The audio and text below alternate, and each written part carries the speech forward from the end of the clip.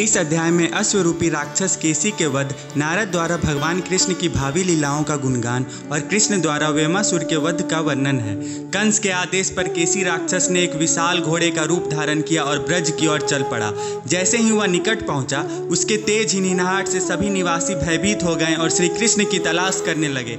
जब कृष्ण ने राक्षस को देखा तो वे आगे आए और उसे अपने पास आने के लिए ललकारा।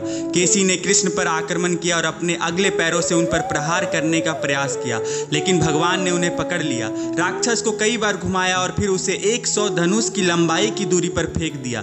केसी कुछ देर तक अचेत रहा। जब राक्षस को होश आया तो उसने अपना मुंह खोला और कृष्ण पर फिर से क्रोधपूर्वक आक्रमण किया।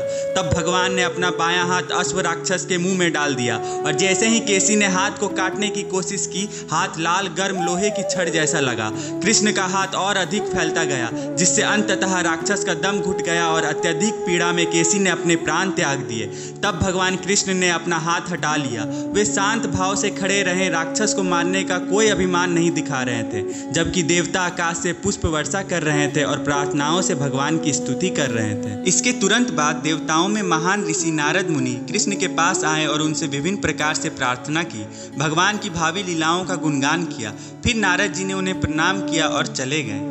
एक दिन गाय चराते समय कृष्ण, बलराम और ग्वाल बाल लुका छिपी खेलने में मग्न हो गए। कुछ बालक भेड़ों का, कुछ चोरों का और कुछ चरवाहों का रूप धारण कर लिए। जब चोर भेड़ों को चुरा लेते तो चरवाहे उन्हें ढूंढते। इस खेल का लाभ उठाकर कंस द्वारा भेजा गया व्योम नामक एक राक्षस ग्वाल बालों का वेश धारण करके चोरों के दल में शामिल हो गया। उसने एक एक करके कुछ ग्वाल बालों का अपहरण किया और उन्हें एक पहाड़ी गुफा में फेंक दिया और वहां एक शिलाखंड से प्रवेश द्वार को अवरुद्ध करके उन्हें वहीं रखा। धीरे धीरे वेमासुर ने 4-5 ग्वाल बालों को छोड़कर शेष सभी का अपहरण कर लिया।